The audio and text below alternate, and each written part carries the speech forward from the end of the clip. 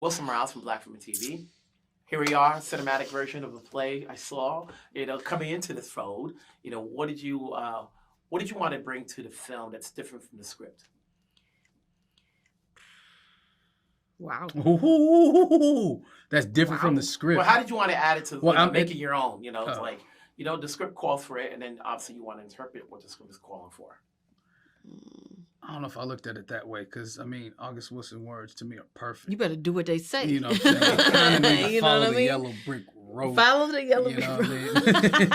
That's how you get to greatness. Malcolm gave us a lot of runway to interpret it how we did, and that's based off of our real life experiences and what we bring to the role. So it's a combination of Bernice and Danielle. It's a combination of Corey and Avery. It's that amalgamation, it's that blend of such that we get what we get. The results are as such. But like to deviate from something that's perfect, I think his writing is perfect. Literally, the inward placement in his plays don't perfect. Move. You know what I mean? So I don't know if I thought about it that way. When you're coming on and half the cast have known each other because they did it on stage, how did he make you feel welcome? How did he make me feel welcome? You better get this right. He opened his arms with love. There you go. He stated, I want you to be your best self. There you go. I want you to come into the fold and be rich and full unto who you are. My voice was a little deeper, but I want you to be rich and deep into who you are. And then we did what he did. No, he's just loving. He opened our relationship with something deeply, deeply loving. And that's I can't do anything but honor and respect and trust somebody who does that. I want to work with the best artists. I want to work with the best people. I want to work with the best humans. And he gives me that. This is the first time I see the entire family involved in front of the screen and behind the scenes. How does that make you feel when you got a whole production here, along with, uncles like Sam and people like Michael Potts and Danielle? That's right. Yeah, like those names you mentioned of standing on the shoulders of giants. Michael Potts, he's done, I think, all of the August Wilson plays. Sam Jackson, he originated the role, in 1987. So I felt emboldened to be my best self, and then seeing, Kati on the sidelines right there, it's my second time working with her as well. So, and I've said this, I can't believe I said it now publicly, but I get a little nervous knowing when she's on set, because I respect her so much. She's one of the smartest people I know. You know what I mean? But she's one of my favorite people in life, and I care about what she thinks a lot, maybe a little too much. So knowing she's around, I'm encouraged, obviously, but I'm also like, I better get this right, so I can make her proud. She's the main one who wants you to do your best. Yeah. Like, legit. Daniel, what do you want people to get out of this, watching this film, in case they don't know the play and they have not seen it on stage, and you're just hearing it for the first time because of the fact of who's in it? The biggest thing is to come into contact with that which is hindering you, hindering whatever family you have made, be it blood or otherwise. Confront. We have to confront things as family, or in whatever, one-to-one relationship, intimate relationship we may have, as family, as community, as region, as nation, as globe. It's really imperative for us to listen, to learn how to move through conflict with a bit more grace. But also, it's one of my favorite words, to move through a kind of transmogrification of self. Things don't get beautiful until they get a little ugly, or they get a little chaotic. There has to be some roughage, and through this kind of chasm of a relationship, you can see clarity, understanding, transformation embodied. Wilson Morales from Black Women TV. All right, what's the difference in terms of making that transition from Broadway to screen? The check.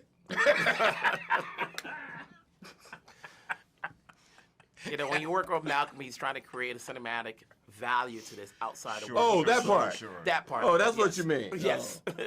Well, you tell them the things you give up. right? You know, getting up at 6 in the morning. You're getting up at 6 in the morning, as opposed to being at theater at 7 o'clock. It's a 3-hour play, and it can't be a 3-hour movie. So there are things that you have to lose in terms of the dialogue, and things you have to readjust from the stage, because you are accustomed to, you have a muscle memory from the way you did it and from the way these words set in your body, and when one is taken away. And you have an intruder, which is interesting enough that exactly thing, that intruder. That thing, you know, it's not just you and them sitting there together. That thing is there. So it's somebody. Does it make it easier? You know, you guys have done this play for a long time. You know, you've known this play forever. So that way, you know, like you said, it's muscle memory. You know the words.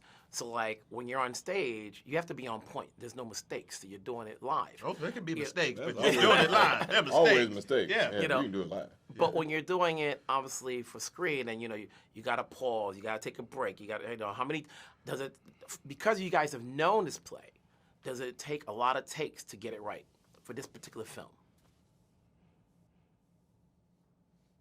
Not to get the characters, because we have the characters. Not for us. Not for us. Yeah, we it's always the some mechanical shit. But it's always the camera. It's the we need another stuff. one. Camera needs another one. Right, the camera or, needs another one. Yeah. It was soft, or yada. I want to move the camera closer. You know, I'm gonna do this.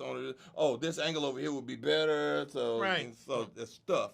And you know, if you do page 5, 6, and 7, then they want to jump to page 25, 26, and 28. And it's like, damn. You have Malcolm, new director on the scene. What did you see from his directing that you know he's going to be in this game for a long time? His poise. I was really impressed. You know, he's very respectful to what, and he tried to stay out of the way and do it around what we did on stage, or what we were doing as actors, and he seemed to know what he wanted, even when we didn't kind of get it. Yeah, that's like how many? Yeah, there's a sincerity. Yeah. That he brings to the project, an emotional connection that's very different from the majority of directors that you work with. They're worried about, you know, they hired you and they're like worrying about the screen composition.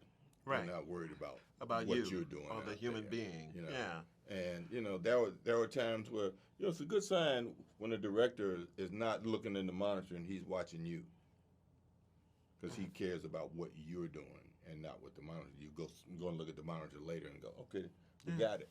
Yeah, sometimes you got to stand there and feel it to know that you got it. Right. And you can't do that looking at a monitor.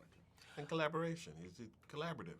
Before I let you go, if there's another August Wilson play that you'd like to participate in, do you have an idea what you would like to do?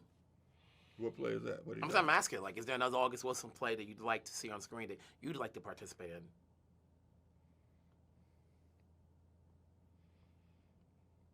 Joe Turner. That's what they're doing next. They're doing that next? So you can get in there. You can go Oh, okay. Joe Turner. Okay. Joe Turner. From your words. Who do you want to be? I don't know yet. Oh. You want to be the one that talks all the time like Roger? No, Roger's I don't want ass? to. I don't want to be that one. We'll look forward to seeing it. Gentlemen, it's been a pleasure. Congrats on this movie. We'll talk down the road. All right. Thank you. Wilson Morales from Black Film TV. Here we are, obviously the cinematic version. What did you want Ray to do that's different from what we saw him do on stage? First, I wanted Ray to show up. I wanted Ray desperately to be a part of this production. And I'm grateful that he did and that he trusted us and came on this journey. I wanted him to bring the same rigor and curiosity and sense of discovery that he brought to the play, and to treat this film like it was his first time doing this, with that kind of openness and freedom. So those are the big things that we started, the type of way that we wanted to work when we first started speaking. Having done this on stage where you're doing it night after night live, you know, you get used to it. But when you have to do a film production, there's always stoppages, you know, let's do another take. Could that be challenging when you've done it and, you know, you already know the words? Well, the interesting thing is when I'm up there and I'm watching great storytellers do what they do, like Sam Jackson, Danielle Deadwyler, John David Washington, Michael Potts, Corey Hawkins, everybody up there, I'm genuinely wrapped in the wonder of everything that's happening in front of me. So it actually is a lot easier of a task for me because I'm just genuinely taken aback by what I'm watching in the same way that the character Lyman would be taken aback by what he's watching and discovering that for the first time. So the long and short of it is yes and no. It's your first film, but you have a cast that got used to doing this on stage, and so but you're the one, driving the ship. Some of them, yeah. So and in a project like this, in any creative collaboration, when you drop a new element to the bucket, and a new thing comes out of it. And so I hadn't done the play, and Danielle hasn't done the play, and Corey hadn't done the play. So the alchemy was different here. The materials were different here, and so much credit to the cast that had done it, that they were so open to explore this in a new way and be available to what was coming back to them, because there's another partner on the other side of the net there, and it's coming in hot. You got to deal with it. Yeah. What's the feeling like working with your entire family, where you've got people in front of you, and you've got people behind you, in front and behind the scene? It felt very much like the themes in the movie. Like when Danielle plays that piano at the end, and her ancestors show up and they're supporting her. Like I had my family that was present in the room there, but I had my grandparents' faces are carved on the piano, so they were there. My great-great-grandparents' faces are in the portraits on the wall of the house, so they were there. My maid family and Ray and Corey and Mr. Potts, that we were all supporting each other, so they were there. The whole energy of the set was so charged with love and community that it felt like, not that we couldn't fail, but that we were held up in a way that we had to keep pushing forward, and that was so profound and powerful. Is there anything you've seen from his direction, and you've worked with other people in the past, that you can take on to whatever project you do next? The sense of collaboration, for sure. The sense of compassion for the work, and dedication to everyone on set. Not just the actors, not just the folks that are working immediately next to you, but everyone that you encounter. It's a beautiful thing to watch the kind of energy that Malcolm brings to, that the kind of energy that he gives to everyone on the set, regardless of what you're doing, right? It's one of those things, there's no hierarchy, we're all doing this thing together. And that's the kind of work that I want to be involved in. Great collaboration. Congratulations to you both. I'm sure I'll see you down the road on your next project. Yes, sir. When you're not obviously working in front of the screen, you've got the piano lesson out. What was it like putting that film together with your entire family? I am so blessed. We have piano lesson streaming the same day that Gladiator comes out in the theaters. My youngest son directed my oldest son in the film. My daughter executive produced. Malcolm made sure his twin sister is just briefly in the film, and his mother, or he dedicated the film to his mother, not his father, which is fine. He's a mama's boy. He's the baby, and I'm happy for him. I'm happy for all of them. Olivia was just here in London doing Slave Play. I was hopeful that they were going to come back with the what's the name of the show? You there, Alan?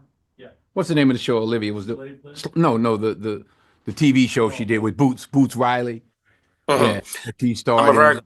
I'm a Virgo, and I was hopeful that they were going to come back for another season, but I guess Boots wanted to go on to do other things. So, as a family, we are doing great and growing together, and I'm just a proud father. And my wife is working too. She does Reasonable Doubt. She does that show. So you got to work around here.